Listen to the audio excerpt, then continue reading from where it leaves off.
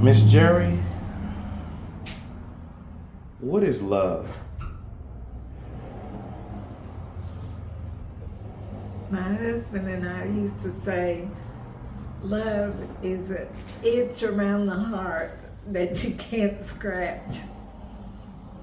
And I've known a lot of love in my life. Been very blessed.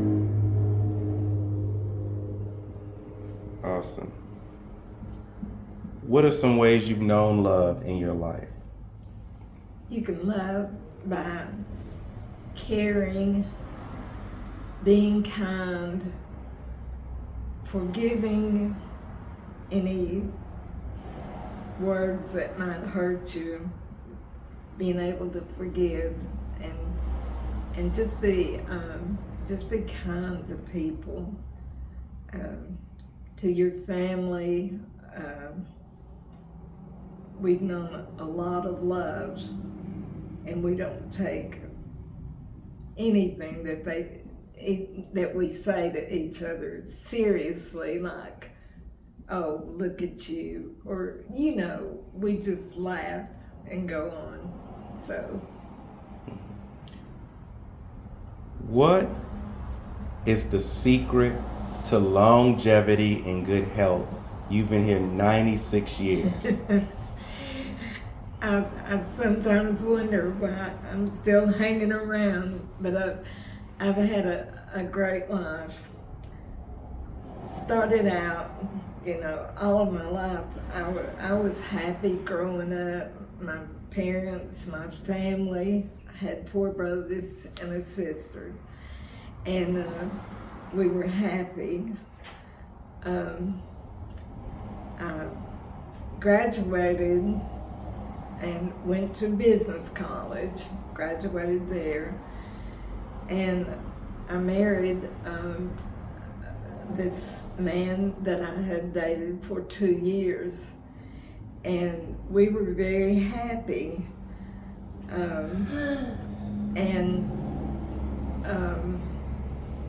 After a few months, I was pregnant, and I was beginning to get sick. And he started to get sick, and we laughed, that he was pregnant too. But it didn't turn out to be a laughing matter. He got sicker, and it turned out he had cancer all through his body. There was nothing they could do. We were married a year and 17 days when he passed away. We had taken him to Mayo Clinic. We'd taken him to, his father then took him to Sloan Kettering in New York, and he died while he was there. My first child, my first little girl, was born 2 months to the day after he passed away. So that was a hard time in my life, but God was with me the whole time. His love has sustained me throughout my whole life. I can always count on him when things go wrong. I feel like he holds me close and gives me comfort. And that's the way I've lived my life. So then,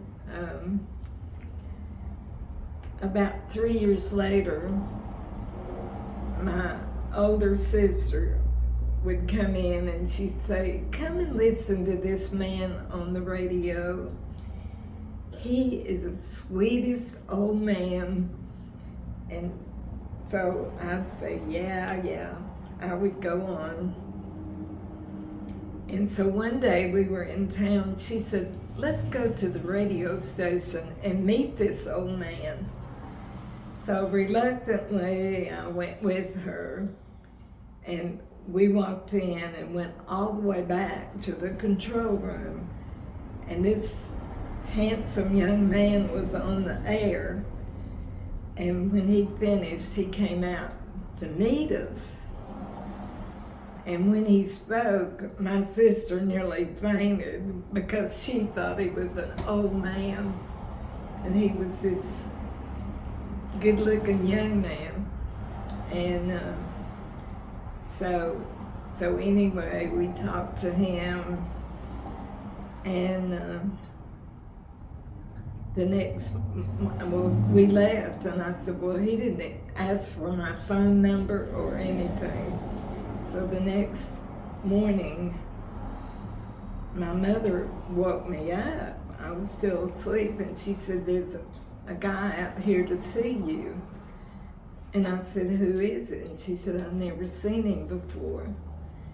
So I get up, put my robe on, and go out, to see who it is.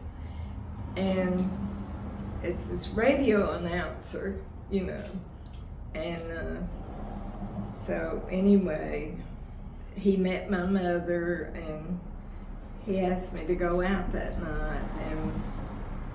And I said, okay. And Mother laughed, said, he won't come back, just seeing you roll out of bed.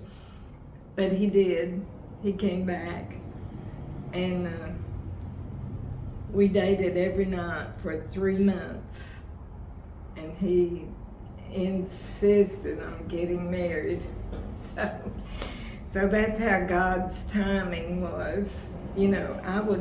I would not go out with anybody after I lost my husband, But I did, and we fell in love, and we were married 54 years.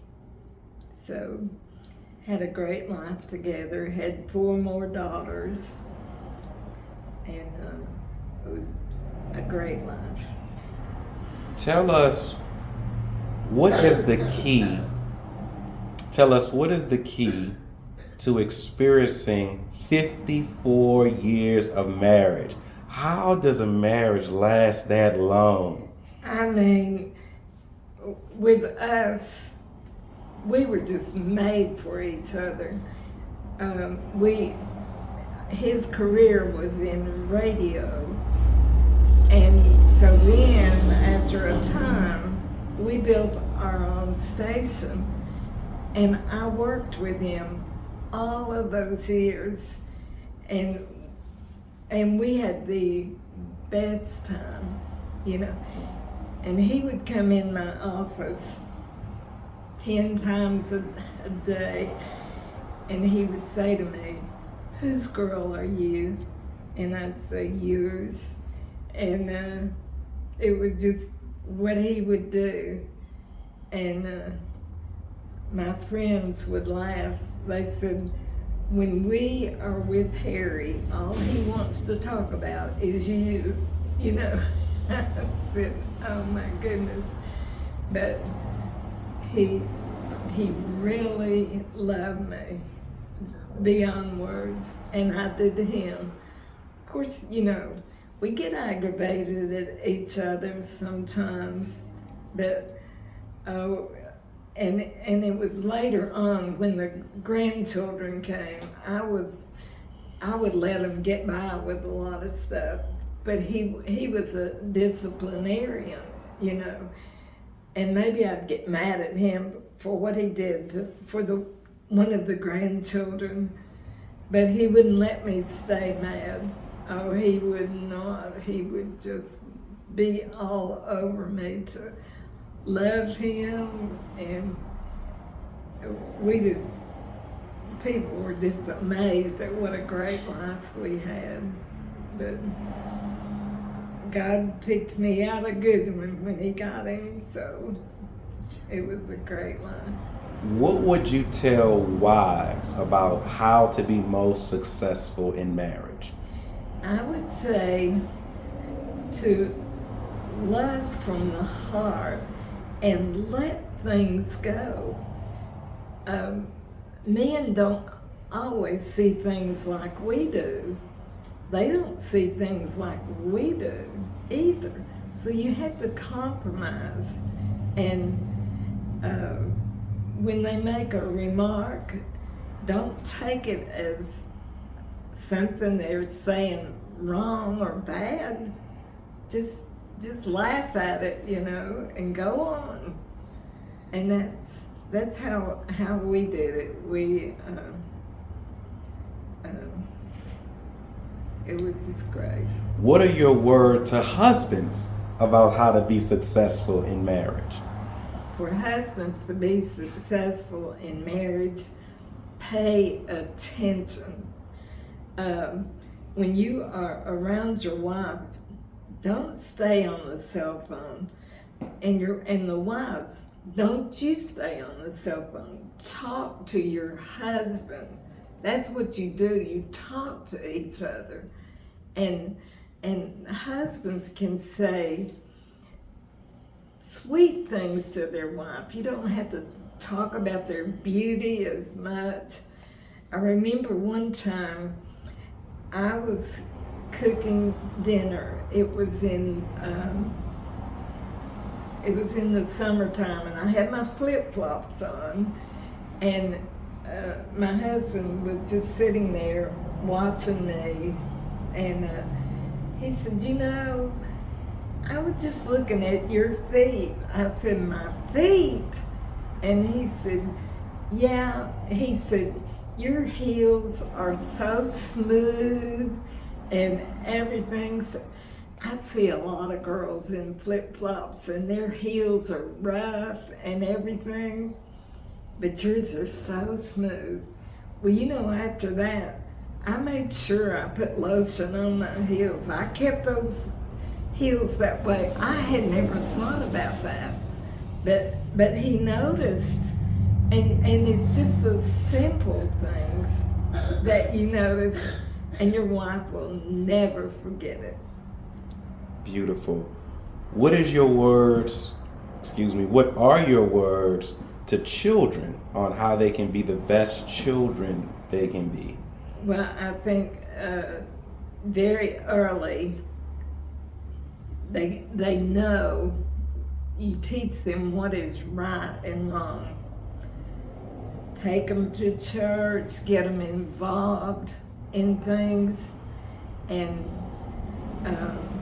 let them know that this is the way it is, and follow through with it, you know. And we never had to really spank our children when they were growing up, which back in that day, that's what people did. They would spank their children, but we didn't have to. My husband had what the girls still call the look. He would give them a look, and they knew what they better do, and so they did it. But one funny incident was when he bought a car for one of the girls, and we had left the radio station and gone to pick up the mail. We were coming back home, and the girls were supposed to be in high school, and there they were in that new car driving.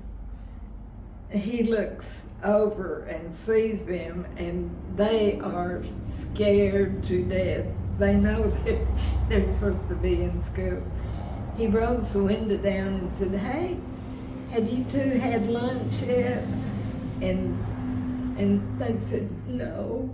And he said, well, let's turn around and go back to Shoney's and have lunch. So came back, we were having lunch, and he said, now girls, I appreciate having lunch with you today, but when I saw you, you were not where you were supposed to be. And they said, we know, Daddy, and it will never happen again. We know. But that's how he handled that. You know, he, I guess, thought back and thought, when I was younger, I would probably try something like that too. So, you know, you just try to talk to him, and we didn't have any trouble with our girls growing up. So it was it was a good life. There, of course, there's always incidents that happen, things that happen, and you have to deal with it. Excellent. Okay, Miss Jerry. So my next question would be, tell us, who is Jerry Morgan? I wonder that myself. I wonder that myself.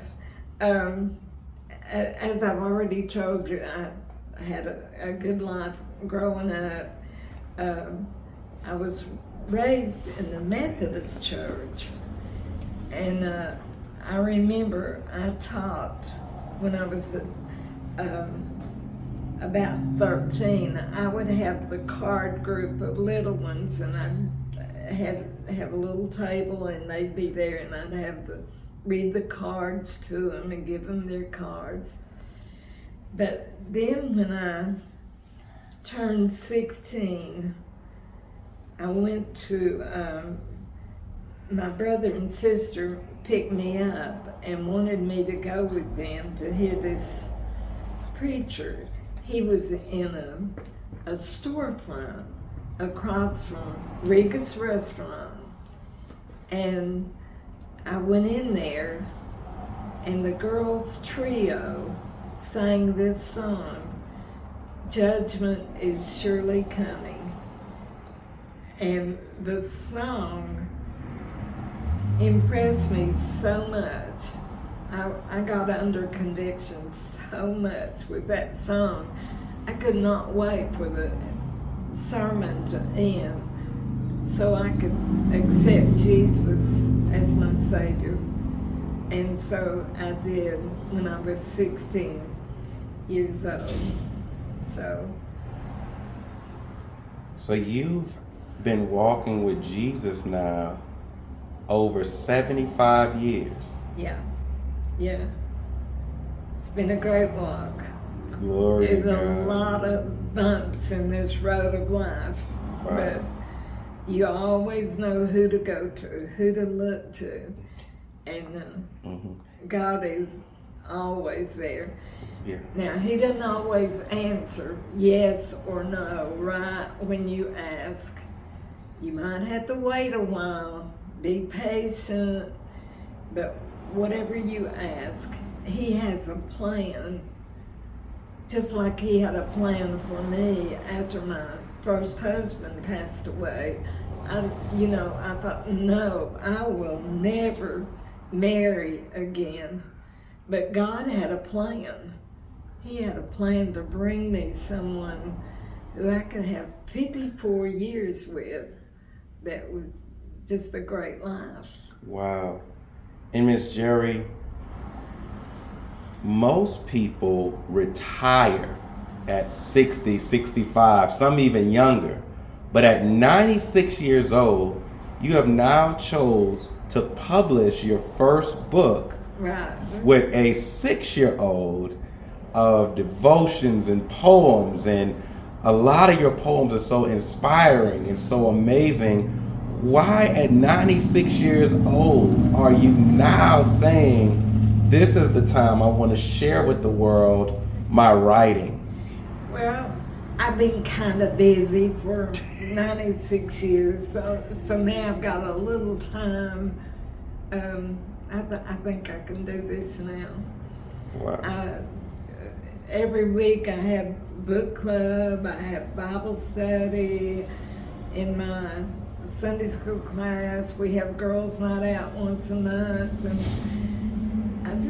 I'm busy a lot, but I want to take time out now to do this. And I really hope that what I do makes a difference in your life, that it would be one of encouragement.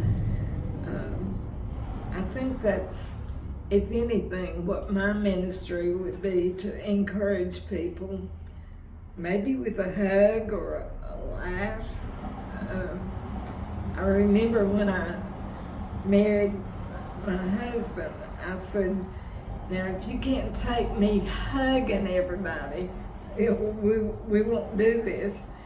So, because I've always been one to give everybody a hug and a smile, and so I guess I'm not good at much else, so I just do that. What would you say to people who says, I'm too old to try this, or I feel like my best years are gone? What would you say to them at 96 years old? Is once a week you're in Bible study, once a week you're with your friends, once a week you're in your church. What would you say to people who say, I'm too old, or it's too late for me? No, I say the best is yet to come. I'm ready for whatever's coming my way, and I love it. I love it every day of my life. I wake up with a short prayer, and I say, God, today, just use me. Let me be a blessing to someone out there today. A lot of people are hurting, and they don't feel that they make a difference in people's life, but they do. And so I just encourage everybody to wake up positive, look for the best. I know a lot of people have pain, but I think God will sustain you through that pain and make you stronger. You look to Him more and ask for relief and everything, so you're closer to Him going through all of this. So, how did you begin writing? The way I began writing, I was in this class, and each month we had to be a hostess when we had our monthly meeting. A hostess and a co-hostess. So I was new to the class, and they said I would be the co-hostess one month. And so they said with that I was in charge of devotions. And I thought it meant that they expected me to do the devotions, but I could have asked somebody, to do that, but they didn't tell me that. So I started working on what I would say at the next monthly meeting, and I was writing, my subject was worry or trust. And I was about halfway through that, telling people, don't worry, trust. And I thought, Jerry, why are you telling other people that when that's not what you do? You pray at night, and then you lay there the rest of the night worrying about what you're doing. Well, that's not how you do it. You give it to God, and He has said He will answer you and give you what you ask for. Maybe not right now, it might be a few months away, but He will do it. And so it was at that time I guess convinced myself, okay, I'm not gonna worry anymore. And I don't. I'm concerned about things, but when things start happening, I know it's in His plan for my life. And so whatever it is, I have to accept it. I lost a daughter to cancer just a year ago, and that was very hard, but it was so sweet how she was so ready to go.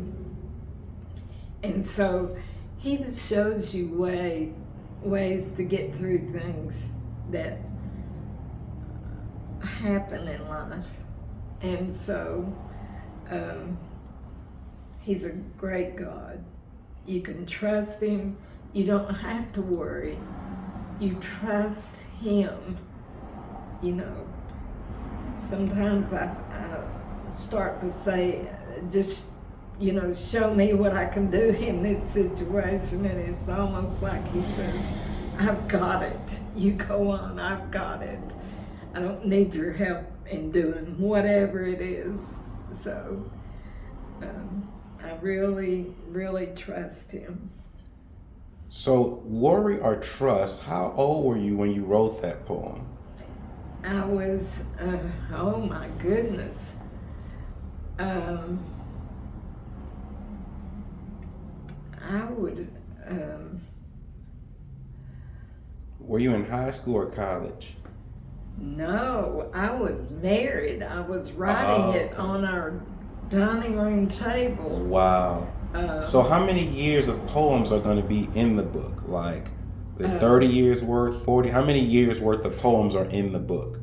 I would say about maybe 24 years. 24 years worth of poems. I didn't write poems at an early age. Mm-hmm. You know, I started with that one devotion, and so after I had my devotion written that I was going to present to this class, I wrote my first poem. Wow. And what class were you presenting it to? A Sunday school class. At First Baptist Concord. Concord. All right. Now, you spoke about one of your poems. That one is called Warrior Trust. You have another poem that's amazing that doesn't speak about if trouble comes, but when trouble comes. And I would say there's nothing much harder in life than seeing a daughter go home to be with Jesus. That's what many would call trouble. And people deal with trouble in a lot of ways. Oftentimes it's not the best way. So it sounds to me that you've learned how to deal with trouble in a really positive way by having a relationship with Jesus. So walk us through when your daughter came to you and brought this incurable cancer to you. Like, bring us into that conversation and then how you went through that trouble with the help of the Lord. So when she came to you and asked the question, and what was the question she asked? When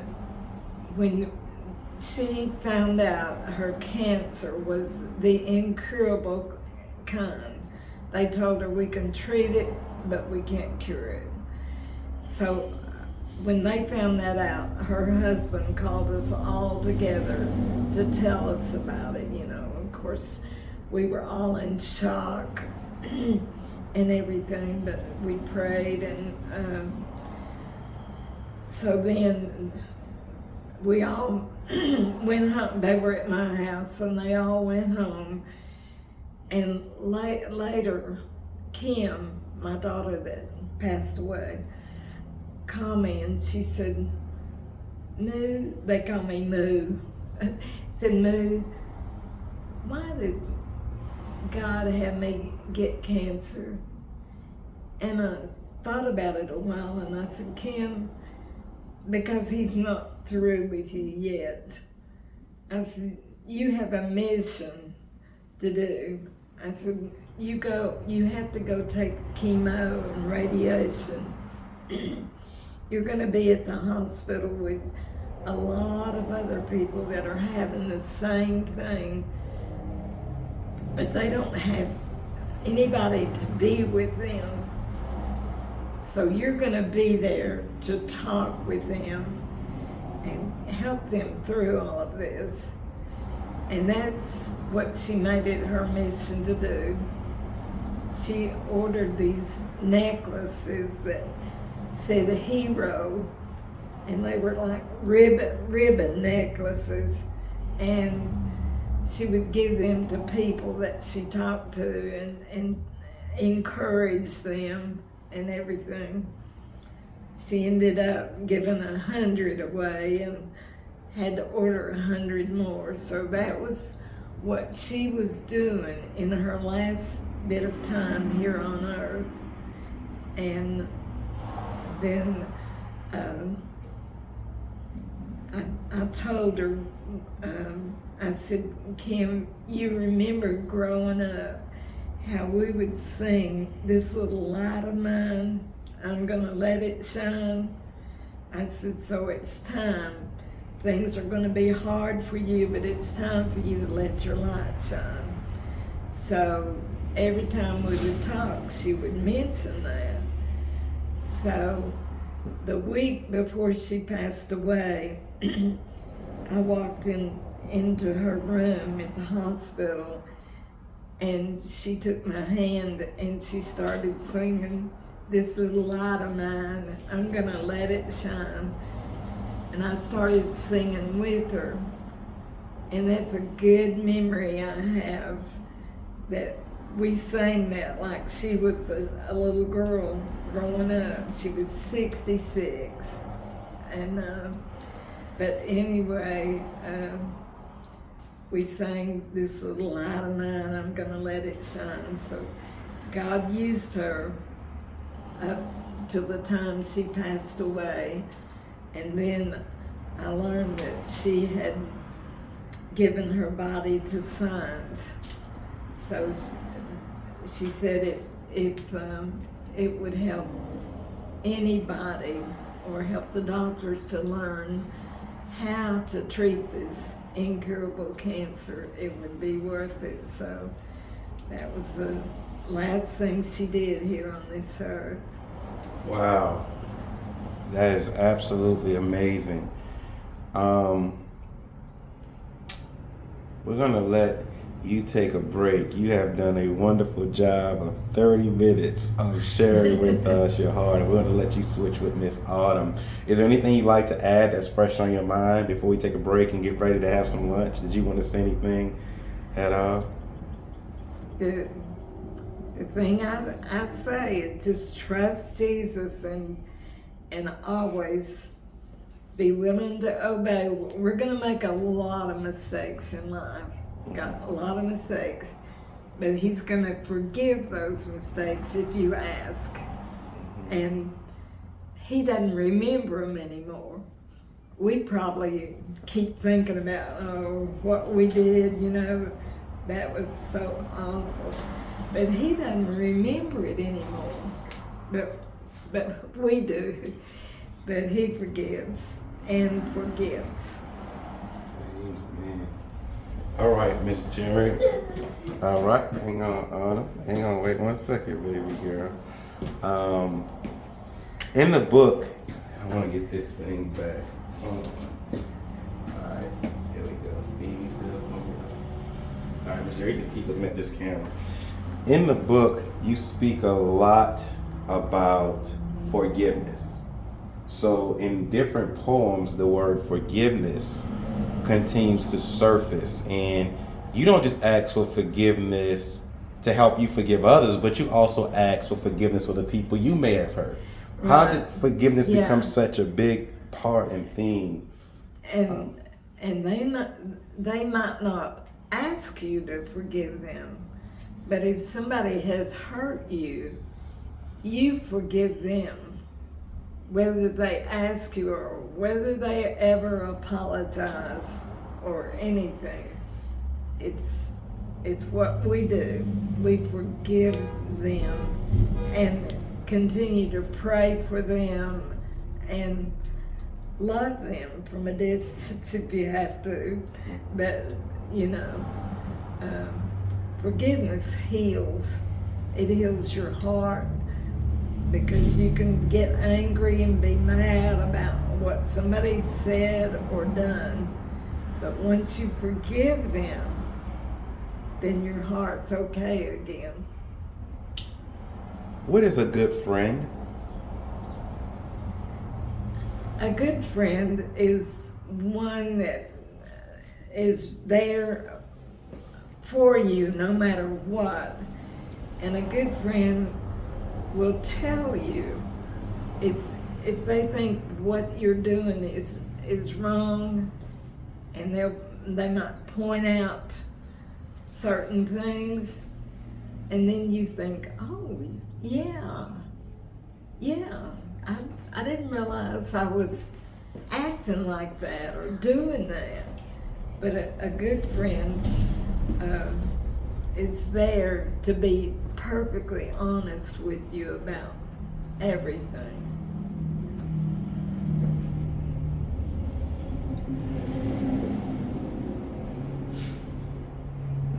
Now what I'm going through is questions I'm going to ask both you and Autumn, so that's one of them.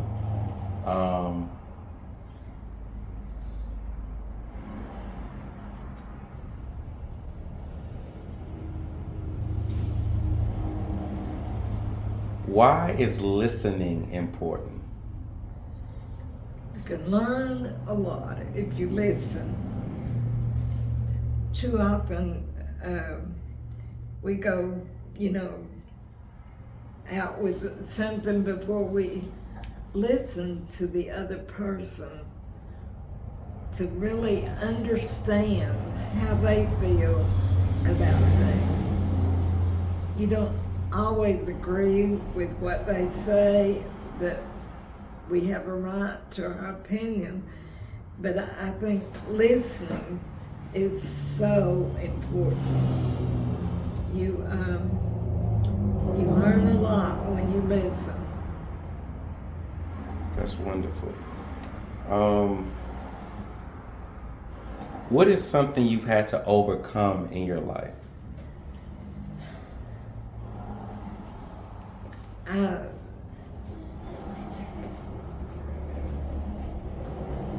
I think death is the hardest thing to overcome,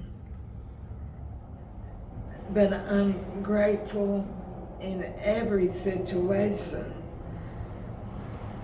that I had so many good memories, that I had lived my life right. I didn't have regrets about, I had said this to somebody, that passed away. Kim and I had a good relationship. My husband, I had a good relationship. So there's a lot of power in words. So just be careful what you say, and say things that mean something. That you can always find people that are feeling down, feeling neglected or hurt, and just a smile and a word of encouragement means so much. In the book, you also talk a lot about patience. Tell us, why is patience needing to be such a big part of our lives? I've always laughingly said I have more patience than I do sense. When you have 5 daughters, you have a lot of patience, and so I do. I mean, I have a lot of patience, but a lot of my daughters, they get so impatient. They want things to happen right now. But I've learned that's not how life is. You work for the way you want things to be, but it doesn't always turn out that way. You just have to be patient for the right way to come along.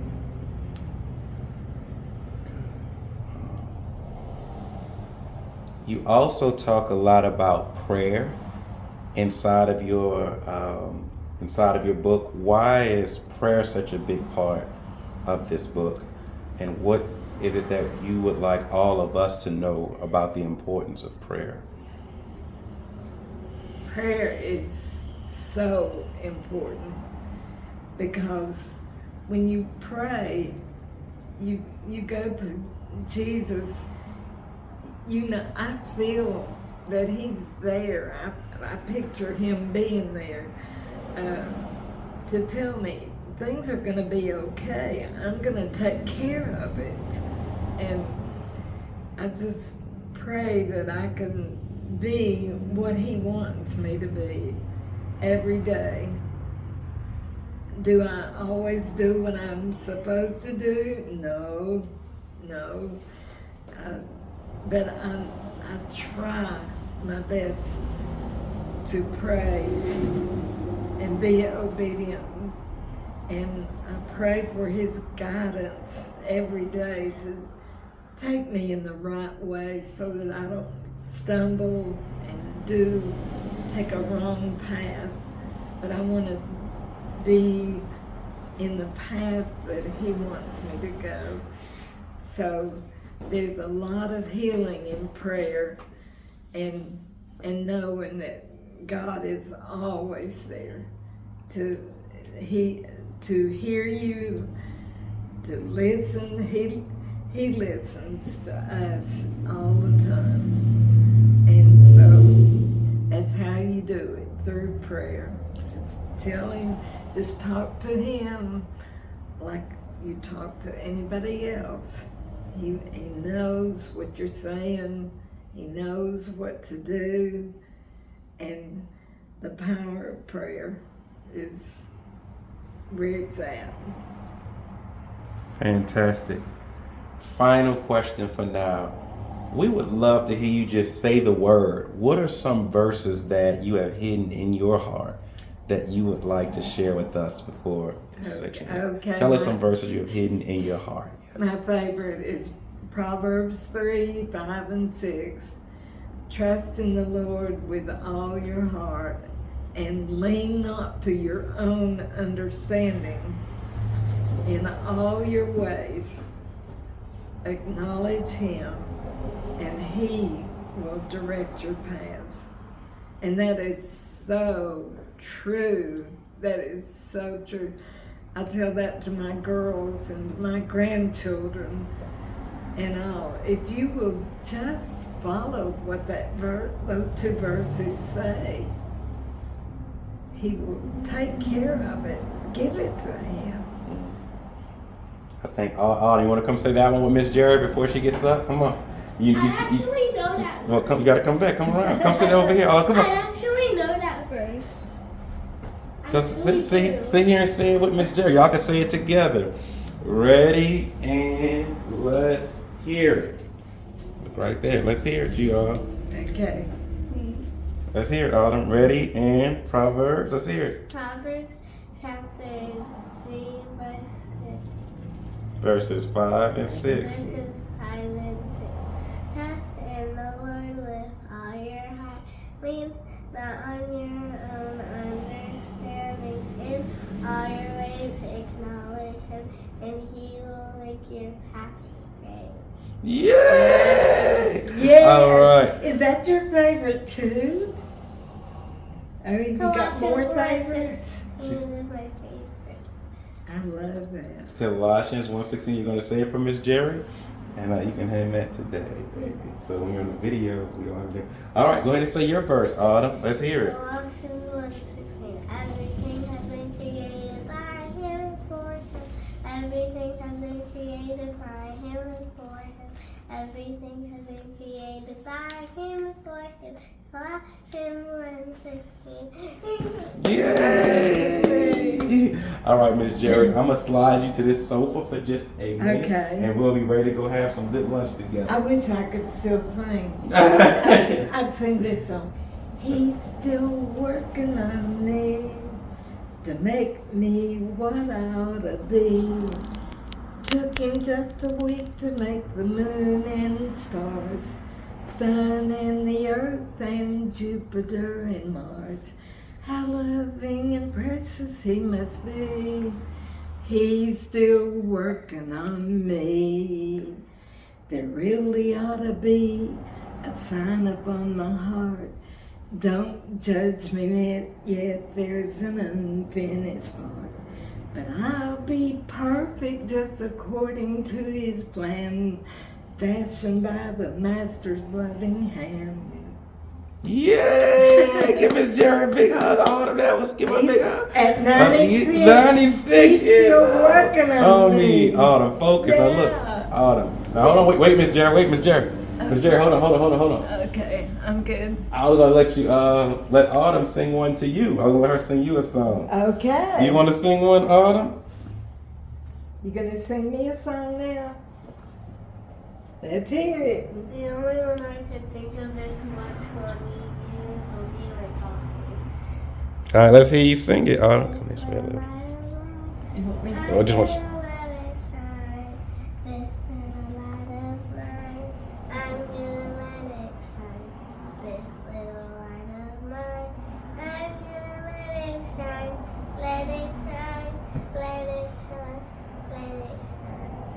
All right, good job, Autumn. Thank you, Miss Jerry. We're gonna give Autumn a few minutes, and we'll be ready to go have some lunch. That Okay? was a song Kim and I sang. Give me my kisses Listen, back. listen to what Miss Jerry's telling you. That was the song she sung to her daughter before she passed. Let's get our hands off of that. Look at Miss Jerry. Give her a big hug. That was the song Kim and I sang before she passed away. This little light of mine. Because when she was growing up, we would sing that, you know. And just a few days before she died, I went in the hospital and she took my hand and started singing This Little Light of Mine. And we both sang it together. So that's a great memory I have of her. You have all the pictures at your house? No, she died at her house. She had cancer. Miss, so Autumn, what do you want to tell Miss Jerry? Her daughter died. What should you be saying right now? I was happy for you. Get your hand off the wall so you can focus, baby. Yeah. She said she's sorry for your loss. Thank you. Thank you. All right. Give Miss Jerry one more big hug, man. Oh, Yeah. I love you, baby. I heard something behind. What? Okay. All right, Miss Jerry. We can go right over here and then we'll get ready. Okay. All right, Autumn, ready for your turn? Yeah. All right. After that, can I get my kisses back? Baby, afterwards, baby. When you're making a video, you don't play with things in your hand, okay? Okay. All right. Can, Can you what, baby? What are you asking, princess? can I at least do this to the pillow? Can you do what? You want to do that to the pillow? Remember, the focus of making a video is so I'm that you so can. excited. I know, baby. Daddy's happy you're excited. I'm excited with you. And Daddy's also trying to help you to focus. So that way, only look at that one. This is what you call B-roll. Why don't I can look at that one? Because that's the one I need you to focus on. This will just be a backup. Let's see.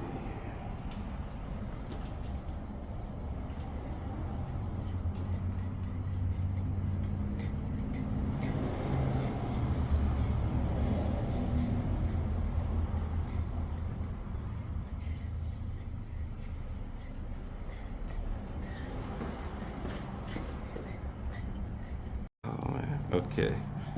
That's what's going on. I'm like, why was this thing so hard to get right?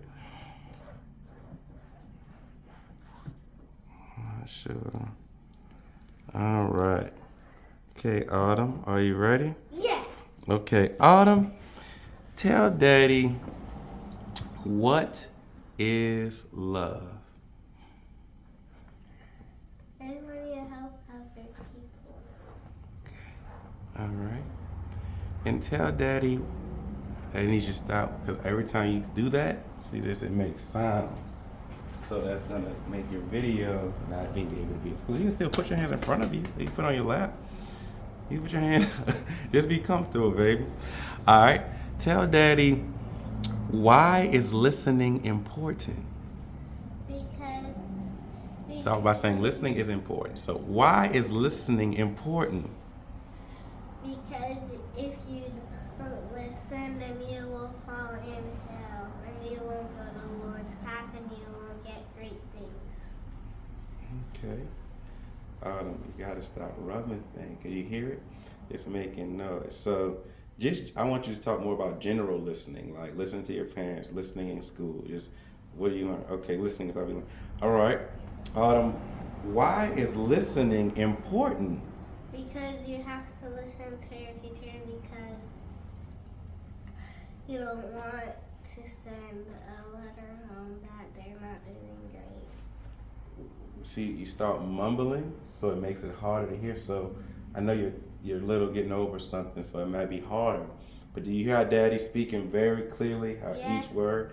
So Daddy needs you to pronounce every word, because this video is going to be shared a lot of people, even on your channel, okay? All right. Now, Autumn, last time you could talk about why is listening to your parents important? Because the Bible says obey. Because the Bible says children obey your parents. Because this is right into the law. Excellent. Autumn, what does it mean to be a good friend? It means to help each other and build each other up and do stuff for each other and help. That's awesome. Thank you, Autumn. All right. But Autumn Day, if you can, please stop rubbing because it's making a lot of noise. All right. All right, Autumn. Tell Daddy, how did you start writing? Because my teacher taught me. Because my teachers taught me. Okay. Autumn, how did you write your first book? Because you helped me. You say my daddy, so imagine Because talking. my daddy helped. Wait. I'm trying to help you because you remember I have to edit this. So tell the story of how you wrote your book, first book, okay? Autumn, I love you so much. All right. Tell us, how did you write your first book? My daddy helped me, and first we were playing a game of pretend, and I started telling a story. My daddy did not go to sleep, and he probably worked for 8 or 9 days or 10. And it was just great. Wonderful. Now, Autumn, why are you excited to be writing your second book with Miss Jerry? Because you're only 6 and she's 96. What makes you excited that you're now old enough to be a part of writing this book with her? Because I just want to write it with her, and he's really sweet. That's awesome. Okay. Autumn, can you tell us a Bible verse that you keep in your heart? What are some Bible verses that you enjoy, that you keep close to your heart? Matthew chapter 4, verse 4. Let's hear it. Matthew chapter 4, verse 4. Man does not live by bread alone, but by every word that comes from the mouth of God. Matthew chapter 4, verse 4. And why is that verse important to you?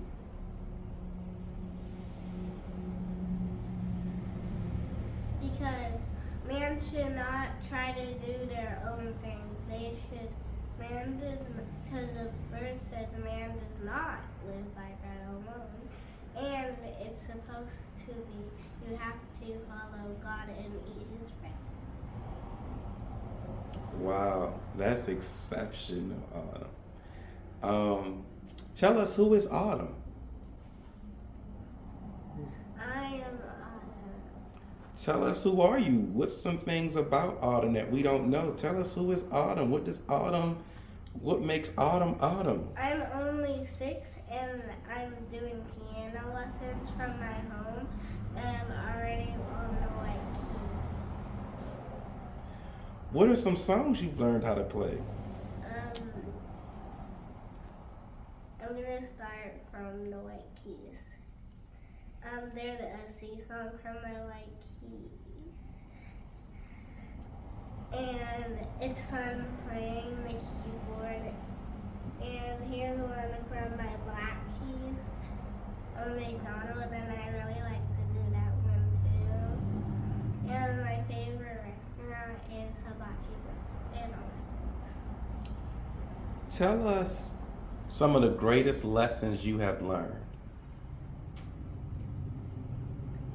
All of them. Give us some lessons you have learned. Swimming, gymnastics, and of course piano. Awesome. Now tell us some of your life lessons. Some examples would be, what are some things that you have become better at as a person? So tell us some things that you had to learn to do better as a person. Writing. So it could be, how have you When I learned? was a baby, I didn't write well. Yeah, that's I true. really didn't. I really didn't. That's good. That's a good one.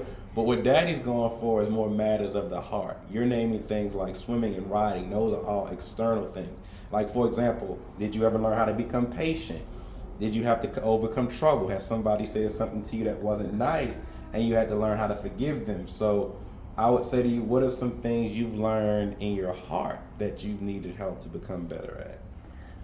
My mommy taught me when somebody pushed me in kindergarten, and my mommy said if they did that, then I have to use my serious voice.